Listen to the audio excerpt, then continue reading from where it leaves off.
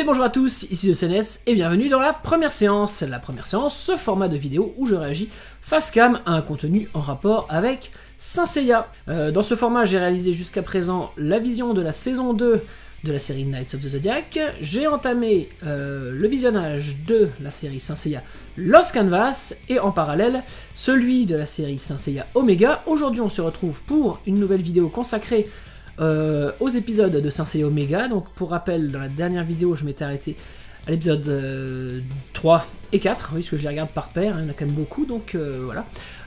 Donc ça faisait un moment que j'avais pas fait ce genre de vidéo. J'essaye de pas faire ce format trop souvent, parce qu'il semble que c'est un format qui d'une n'intéresse qu'une minorité d'entre vous. Encore plus j'ai l'impression lorsqu'il s'agit de ces séries spin-off qui sont quand même assez anciennes. Et encore plus lorsqu'il s'agit de Lost Canvas. Étonnamment, je m'attendais à ce que Lost Canvas soit beaucoup plus plébiscité. Et en fait, ce sont des vidéos qui marchent vraiment très très peu. Les Saint Seiya Omega, visiblement, vous êtes un peu plus intéressés de me voir y réagir. Donc c'est pour ça que je vais aussi continuer là-dessus. En plus, ça correspond plus à mon feeling naturel, qui est d'avoir une légère, pour l'instant, préférence dans ce que j'ai vu par rapport à Omega. Sans compter qu'Omega, c'est une découverte totale, puisque j'avais jamais vu avant, hein, d'ailleurs, ni Lost Canvas, mais Lost Canvas, j'ai lu le manga, c'est pour ça. Donc voilà, on continue avec Omega. Je vais juste préciser que si ces vidéos vous intéressent, essayez de les regarder quand elles sortent le plus vite possible. Ceci, c'est pour en fait essayer de dynamiser un peu l'algorithme YouTube, parce que l'algorithme YouTube, si la vidéo n'est pas regardée dans les premières heures, je sais que des fois les gens, vous voyez, il y a des différentes vidéos à regarder, vous en mettez de côté. Oui, ça arrive, on fait tous ça. Mais si les vidéos ne sont pas regardées dans les premières heures de publication, eh ben, l'algorithme YouTube va les invisibiliser et ne plus jamais les proposer. Encore plus lorsqu'il s'agit d'un format qui change de ce que je fais d'habitude, hein, puisque pour YouTube, ma chaîne elle est estampillée revue de figurines. Lorsque je fais ce style de format, eh ben, on s'éloigne complètement, et du coup l'algorithme ne sait pas vraiment comment me proposer, et il va avoir tendance à vite invisibiliser la chose. Et du coup, je ne peux pas me permettre d'enchaîner trop souvent ce style de vidéo.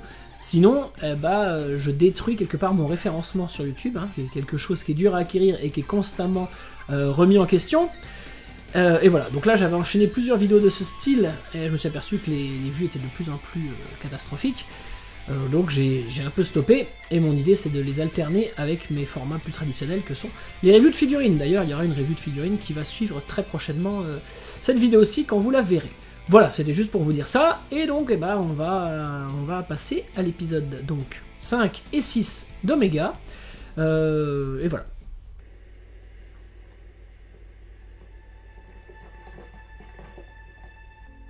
Un Geki qui dirige l'ensemble des élèves de la palestre, donc Koga, Yuna.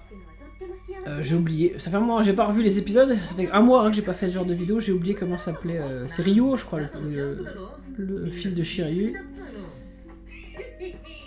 Ichi.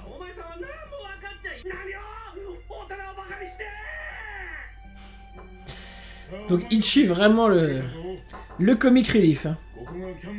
L'épreuve de sélection, affronter le camp de la mort. On retrouve cette idée de gravir un obstacle, un grand classique de la série. Donc celui qui gagne l'épreuve acquiert le rang de Silver Saint, alors qu'ils ont a priori déjà des armures affiliées, c'est pas pour certains en tout cas. C'est-à-dire quoi, qu'ils peuvent requalifier les armures de bronze en armures d'argent. Ah, un nouveau personnage. Ah, on vient de nous annoncer que le père de Soma avait un père chevalier d'argent. Alors qui est son père? Est-ce un personnage connu? C'était juste un raté abattu comme un chien. Ah, curieux de savoir qui c'est. Le problème de leurs armures hyper simplifiées, c'est qu'on peut pas deviner, juste en voyant les gantelets, quel signe ils représentent. C'est le cas du personnage qu'on vient de voir là, qu'a provoqué Koga, puisque on aurait pu croire que c'était une armure style celle du Serpentaire ou de l'Hydre, vu qu'elle c'était un bras violet, mais du coup il y a beaucoup d'armures qui sont comme ça maintenant. Ah, sympa ça. Je reviens au style graphique, c'est vrai qu'il est simple, hein, très épuré.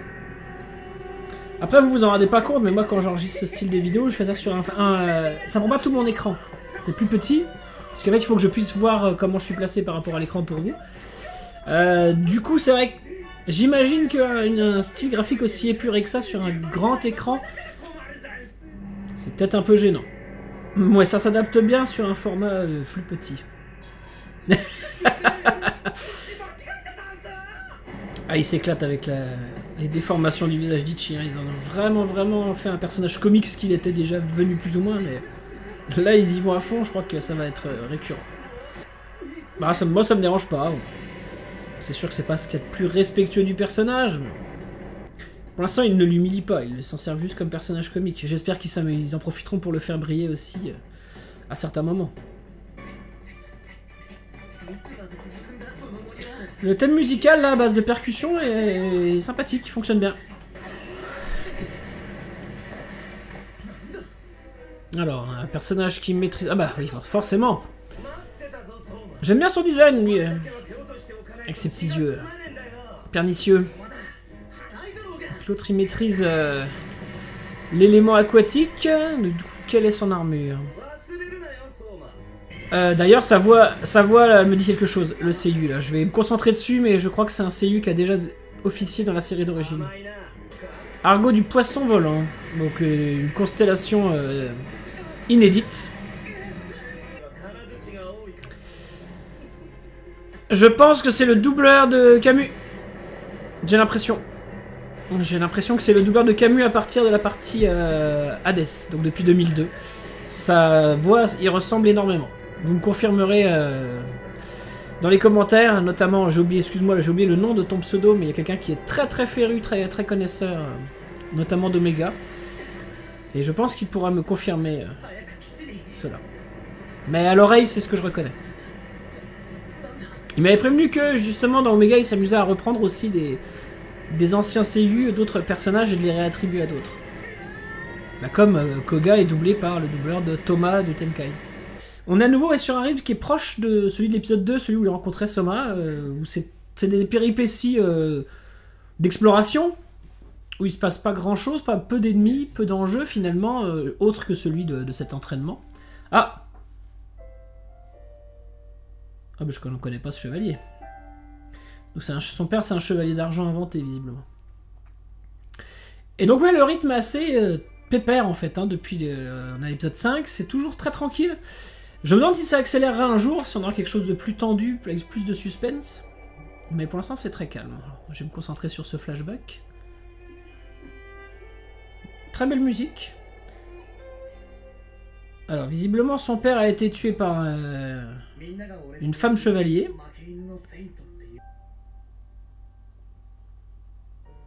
Ce thème au piano est très joli.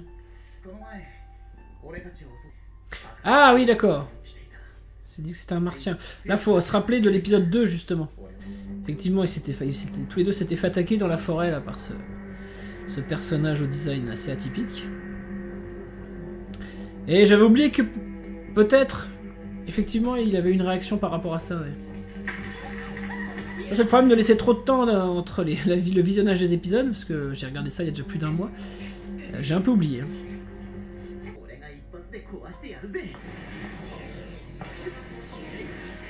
C'est vrai qu'on n'a jamais vu d'autres personnages que les Chevaliers de Glace essayer de briser de la glace par la force de leur cosmos. Bon, à part le passage dans la série d'origine où ils essaient de briser le cercueil de glace.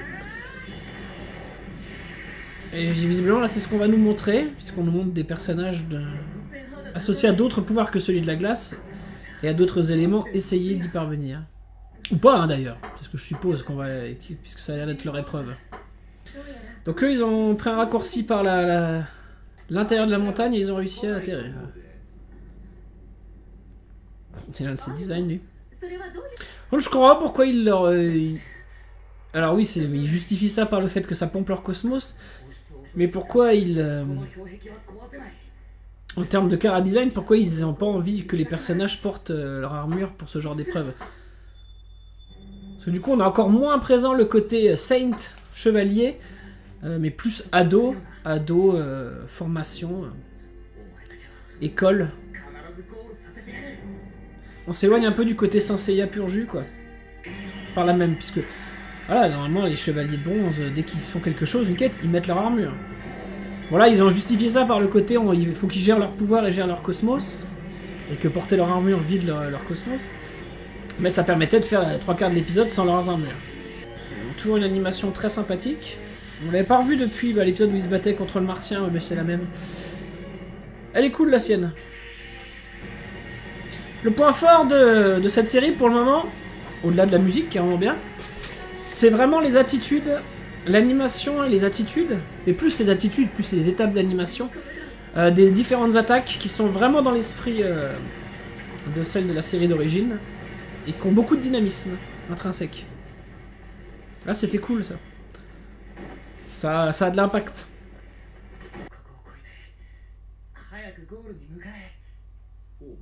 Bon, on voit le petit côté shonen, le côté l'allié se faire mini sacrifice, il a vidé son cosmos pour permettre à son compagnon d'y aller. Bon, c'est effectivement l'esprit Saint Seiya, l'esprit shonen, mais c'est un peu artificiel.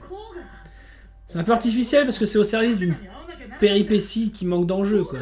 On n'est jamais que sur une épreuve d'entraînement. Et là, ils en font trop avec la musique.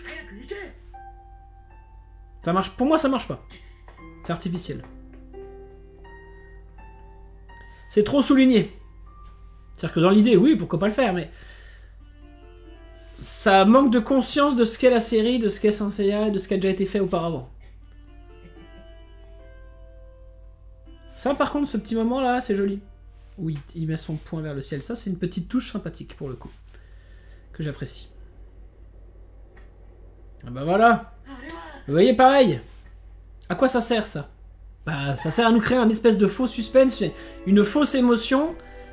On nous a laissé croire qu'il était parti, mais en fait, en gros, il est parti, mais il est revenu pour le mettre sur ses épaules. Alors qu'il pouvait très bien le prendre sur ses épaules directement. Et ça aurait été meilleur de le faire directement. Vous voyez?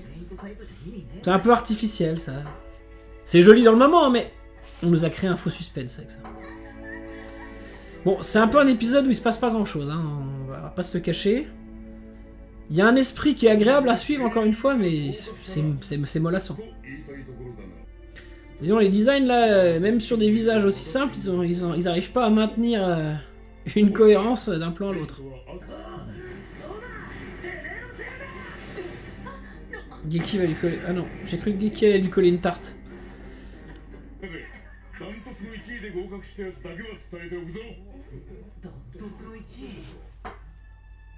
Ah! Nouveau personnage!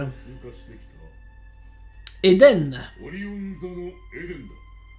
Toutou.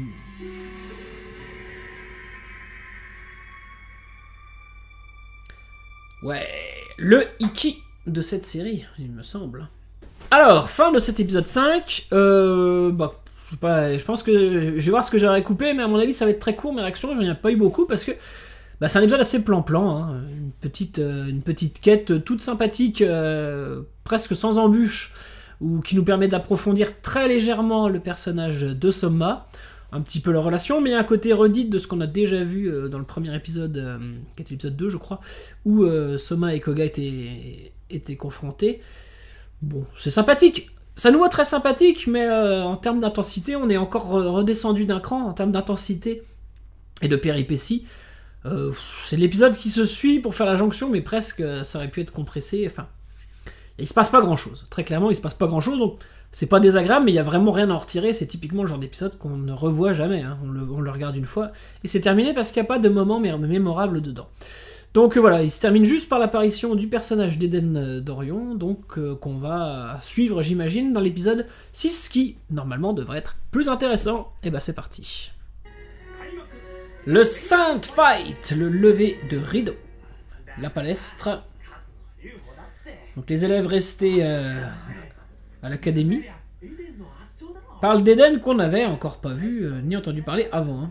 Il vient de parler d'Aruto, donc est-ce que c'est un autre personnage qu'on verra plus tard? Ah oui, alors moi je pensais qu'ils allaient continuer à l'extérieur pour une autre épreuve, mais visiblement ils sont revenus à la palestre et qu'ils vont aller faire le Sand Fight ailleurs. J'imaginais que ça allait s'enchaîner, et pas du tout en fait. C'est dommage quand même qu'ils n'apportent pas plus de soin au visage, quoi. C'est quand même pas là où il y a le plus d'efforts à faire au niveau de l'animation. Alors je comprends l'idée d'avoir simplifié au maximum le trait pour qu'il y ait une homogénéité entre les passages animés et les autres moments, un peu plus plats comme là. Mais du coup, on a quand même des personnages qui ont des designs un peu simplets. Et souvent déformés, hein, d'ailleurs, notamment ici. Bon, c'est un style auquel on se fait, mais qui a un côté beaucoup plus enfantin que le style Araki, bien évidemment.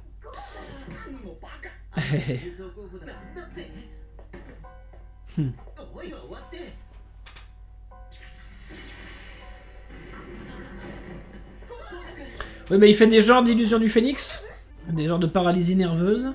Il a un charisme très proche. Ah là, il maîtrise la foudre. Bon, lui, c'est l'élément électrique.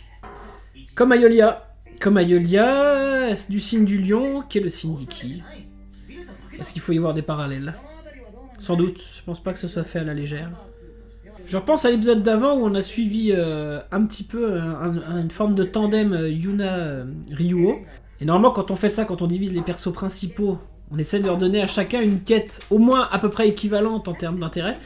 Et eux, à part qu'ils sont passés par le volcan, il s'est rien passé en fait. C'était encore moins intéressant à suivre que la quête de Koga et Soma.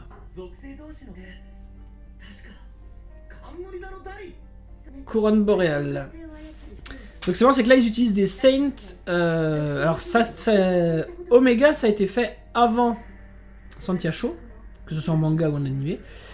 Et du coup ils utilisent des constellations communes. Orion, Eden d'Orion, il apparaît aussi... il s'appelle pas Eden d'ailleurs. Comment il s'appelle? Jagger, je crois, dans Santiacho? Ou Jagger, c'est dans le film Eris. En tout cas, il apparaît dans Santiacho, tout comme... là, ils ont mentionné la couronne boréale. C'est un des personnages principaux, c'est une des Santia de Santiacho. Et le problème de tous ces spin-offs, c'est qu'ils s'annulent les uns les autres, à force. Là, le problème, c'est qu'il n'y a pas des milliers de constellations. C'est pour ça qu'à la fin, c'est Kurumada qui a le dernier mot.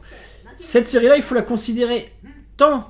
Enfin, en fait, cette série-là, si on la prend en compte dans la suite logique de l'anime de 86, ce qui est un peu comme ça qu'elle est pensée, vous ne pouvez pas intégrer Santiacho. D'ailleurs, vous pouvez pas, hein. De toute façon, je l'avais déjà expliqué, mais c'est complètement incohérent, puisque ça ne tient pas compte des rajouts de l'anime. Santiacho, qui est une adaptation animée du manga Santiacho, mais qui, en reprenant le visuel d'Araki, mais en fait, qui n'a rien à voir en termes thématiques. Voilà, je pars un peu sur autre chose, parce que ça me passionnait pas plus que ça, ce qu'il racontait. Et voici un nouveau personnage, Hook. Et lui, c'est quoi? C'est Harry Potter maléfique. Des chara-design assez inattendus dans l'univers. Alors voilà ce personnage qui est le directeur de l'académie, et de ce que j'ai cru comprendre, c'est le Saint du Capricorne. C'est le successeur de mon... Mais là je spoil parce qu'en fait, je crois qu'on l'apprendra que bien plus tard. Mais ils deviennent Silver Saint sans changer d'armure. Ça c'est vraiment un changement total du concept initial de la série qui voulait que les armures associées à une constellation, une catégorie, c'était définitif. Et là visiblement on peut passer de l'un à l'autre. C'est juste une mention honorifique. Ça change rien finalement au niveau de protection de l'armure et à sa résistance. Je trouve ça bizarre. Surtout que c'est pas justifié. Ça fait très joute médiévale. Hein.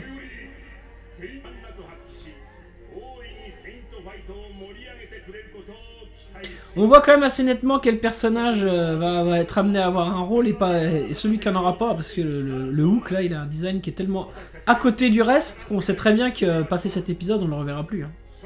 Ou en tout cas qu'il n'aura pas un rôle vraiment marquant. C'est une certitude. Ouais, je comprends pourquoi il y a autant d'épisodes, parce que ça prend vraiment son temps. Mais c'est vrai que c'était pensé comme une série télé. Hein. Je sais pas si c'était diffusé hebdomadairement ou quotidiennement, je pense qu'il y avait quand même un rythme au minimum hebdomadaire. Comme la série d'origine. Parce que ça prend son temps. C'est le côté agréable, mais du coup c'est ce qui permet aussi, enfin c'est ce qui engendre aussi des épisodes assez plats. Bon, j'espère qu'ils vont nous faire des combats passionnants, parce qu'on en oublierait presque qu'à la base, c'est quand même Saint Seiya une série de combats. Hein. C'est une série qui tout l'intérêt naît de la confrontation de deux personnages et de leur pouvoir. C'est une grosse partie de l'intérêt. Et là, c'est vrai qu'on prend son temps, ce qui est pas désagréable. Encore une fois, je vous dis, je me passe pas un mauvais moment, mais c'est assez plat. C'est assez plat. Ah oui, donc son combat a été ellipsé. On est resté du point de vue de Koga. On n'aura pas vu. Je comprends l'idée, mais alors du coup ça rend l'épisode encore plus étriqué parce que Bah, on nous montre pas d'action, même de l'action annexe. Genre dans la série d'origine, quand on nous montrait le combat de Jabu et de Ban, alors que ça n'a rien à voir avec les enjeux. Je pense qu'il y a à la fois une idée de rester sur le personnage, mais aussi l'idée d'économiser. On sent hein, des techniques dans la façon dont le scénario est fait, dans ce qu'on va montrer ou pas, pour pouvoir mettre l'accent. Parce que je pense qu'ils vont mettre... le combat va être pas mal à mon avis, parce qu'ils vont avoir tout mis dessus. Ils vont avoir consacré tous leurs efforts dessus. Et du coup, pour tout ce qui est avant, on utilise d'autres techniques. On va pas montrer des trucs qui sont pas vraiment importants. C'est une façon de rationaliser les coups. Très sympa. D'ailleurs, toujours très sympa hein, sa mise d'armure. J'ai l'impression qu'il rajoute des petits trucs. Enfin, je sais pas, je me rappelais pas qu'on voyait le Pégase arriver d'aussi loin, ou j'ai oublié, mais elle est cool. Par contre, est-ce que son adversaire aura droit à un tel traitement? Malheureusement, j'en doute, parce que c'est un personnage qu'on va voir qu'une fois, je pense. Alors. Armure violette, grise. Il a un casque à la Soma. Enfin, juste le côté mentonnière, sinon c'est très moche en fait. C'est quoi ce design? Ah, il se fout pas. Hein. Ça, ils ont quand même oublié que le cœur de Saint Seiya, c'est le design des armures. Et ça, c'est une grave erreur que de négliger ça. Hein. Déjà, les persos principaux, forcément, c'est un peu négligé, mais alors quand c'est les persos secondaires, aucun intérêt à son personnage. Personne n'a envie d'acheter une figurine qui ressemble à ça. Ce qui explique aussi d'ailleurs l'échec du merchandising qui a été fait autour d'Omega. Hein. Pourtant, les armures qu'ils ont faites en figurine, c'était celles qui adaptaient apparemment celles de la saison d'après, où ils sont revenus à des designs plus classiques. Mais voilà, il faut faire des beaux personnages, il faut faire des belles armures. Parce que le design des armures raconte une histoire en soi dans la série d'origine. On peut y penser, on peut y réfléchir, on peut imaginer comment les pièces s'emboîtent. Là, c'est bâclé, ça me rappelle les designs que moi je faisais quand je dessinais des BD inspirés des Chevaliers du Zodiac. J'avais l'impression d'inventer une super armure, alors que... Enfin, c'était fonctionnel, le personnage a une armure. Mais on ne pouvait pas imaginer que cette armure avait été conçue, réfléchie, chacune de ses pièces bien pensées. Non, on lui met une armure, des gantelets, un machin, une casse, terminé. Et en plus, on n'a pas l'impact. On voit jamais les armures être brisées dans cette série pour l'instant. Ni même fissurées, enfin voilà. Il y a une espèce... Pour moi, dans Saint Seiya, il y a d'ailleurs une fétichisation de l'armure. Et on perd vraiment complètement cet aspect-là dans la plupart des spin-offs, mais particulièrement ici. Mais lui, il a vraiment un design pourri. Hein. Et du coup, j'ai pas compris quel était son signe à celui-là. Je crois pas que ça a été dit. Après, j'ai beaucoup parlé, donc...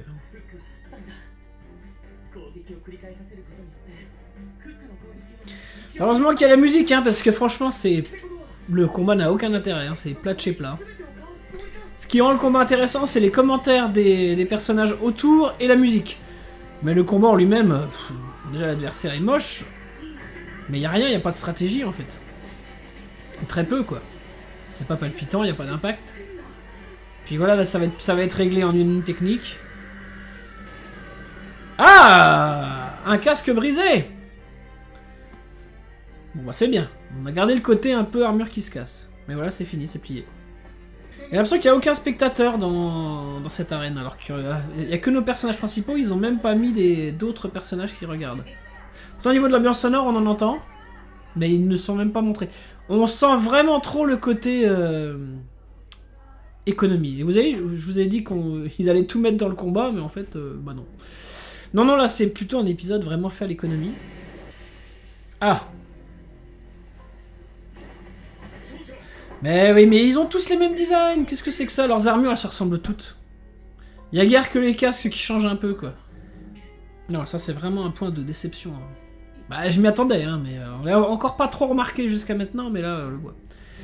Lui aussi, c'est pareil, d'ailleurs. Ce qui le rend plus classe, c'est parce qu'il a les drapés, là. Ok. Fin, donc, de ce visionnage de l'épisode 6 de Saint Seiya Omega. Épisode qui a surtout servi à introduire un tout petit peu Eden Dorion, le montrer comme un saint au-dessus des autres, plus puissant, je vous dis, un Iki-like, hein, comme je l'avais pressenti dès le générique, mais finalement on n'a quasiment rien vu de lui, donc voilà, il dégage quelque chose, forcément, comme toujours ce style de personnage. Épisode qui est finalement très plat, très à l'économie, hein, on n'a pas vu grand chose, le combat était pas du tout intéressant, l'adversaire de Koga pas du tout intéressant, visuel pauvre, ça m'a permis de vous faire un petit point sur le côté effectivement très aseptisé des armures, vraiment sans intérêt, alors que pour moi c'est une des clés de Saint Seiya, hein, le design des armures, l'importance à accorder au design des armures, à leur donner une identité propre, une originalité, une vie, et un côté qu'on peut penser, qu'on voit que ça a été réfléchi. Là, on voit que c'est balayé, quoi, c'est bâclé. Donc je sais que cet aspect s'améliorera plus tard. Bon, moi j'avais surtout espoir que cet aspect bâclé du design soit compensé par vraiment un intérêt dans l'animation et dans l'intensité dramatique ou épique des épisodes. Là, je viens de voir 2 épisodes. Alors, celui d'avant, sympathique. Celui-là, bah, plat, franchement, pas terrible hein, du tout. Donc, il n'y a vraiment pas grand-chose à ce à quoi se raccrocher là. La musique fait le taf. Parce que pour le coup, elle est vraiment très très bien, mais ouais, hein, ça suffira pas tout du long. Donc, bah voilà, c'est une série qui est quand même sur beaucoup d'épisodes. Je pense qu'on aura beaucoup d'épisodes un peu mous, ça fait partie des épisodes... on le regarde, on passe à autre chose, quoi. Donc, voilà. Bah désolé, hein, on choisit pas. C'était 2 épisodes qui ne resteront pas en mémoire. Attendons la suite. Mais voilà. Voilà les amis, j'espère que cette vidéo vous a plu. Comme je vous l'ai dit, n'hésitez pas à la regarder. Si vous aimez ce concept, à le plébisciter, hein, essayez de le rendre plus visible pour YouTube. Je vous dis à bientôt pour une prochaine vidéo, la première séance. Je pense pas que j'aurai le temps d'en refaire avant les fêtes, etc. Donc je redémarrerai ce format au mois de janvier, j'imagine. Et voilà, prochaine vidéo sur la chaîne, ce sera la review de Shaun d'Andromède Final Bros. Close. Et voilà. N'hésitez pas à commenter cette vidéo, à me dire ce que vous avez pensé des épisodes en question, donner quelques informations sur Omega. Ça me dérange pas hein, d'avoir du spoil à venir. Et d'ici à ce que nous nous retrouvions, collectionnez bien, soyez prudents, salut à vous.